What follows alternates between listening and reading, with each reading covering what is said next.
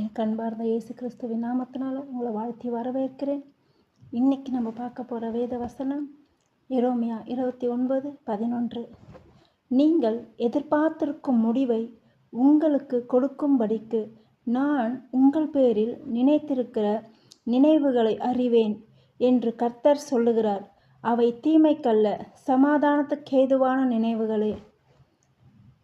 ஆம் தேவ பிள்ளைகளே, நீங்கள் நினைக்கலாம், இந்த வசனத்தை கேட்டுக்கிட்டு இருக்க ஒவ்வொருவரையும் நீங்கள் நினைக்கலாம், இந்த வருஷம் கடைசி மாதத்தில் கடைசி நாட்களில் நாங்கள் வந்துட்டோம், எதுவுமே எங்கள் வாழ்க்கையில் நன்மையான எந்த காரியமும் நடக்கலைன்னு சொல்லி நீங்கள் வேதனைப்பட்டு கலங்கிக்கிட்டு இருக்கலாம். கவலைப்படாதீங்க பிரியமானவர்களே. கர்த்தர் ஒரு நாளும் வாக்கு கொடுத்த வாக்கு மாறாத தேவன். உங்களை வெட்கப்பட ஒரு நாளும் விடவே மாட்டார். 2024 நீங்கள் ஜெபிங்க. நீங்கள் நினச்ச காரியம், நினச்சதை விட மேலான காரியங்களை கர்த்தர், கிரகிக்க முடியாத பெரிய காரியங்களை கர்த்தர் உங்கள் வாழ்க்கையில் செய்வார்.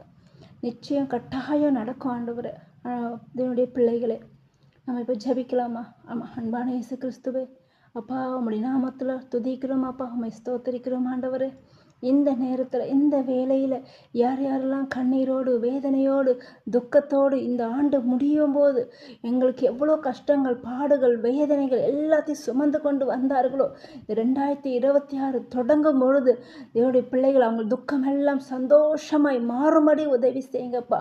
அவங்க மன வேதனைகள், கவலைகள், கடன் பாரங்கள், மனதில் இருக்கிற குழப்பங்கள், குடும்பத்தில் இருக்கிற எல்லா குழப்பங்கள், பிரிவினைகள் எல்லாம் மாறட்டும் இயேசுவின் நாமத்தினால.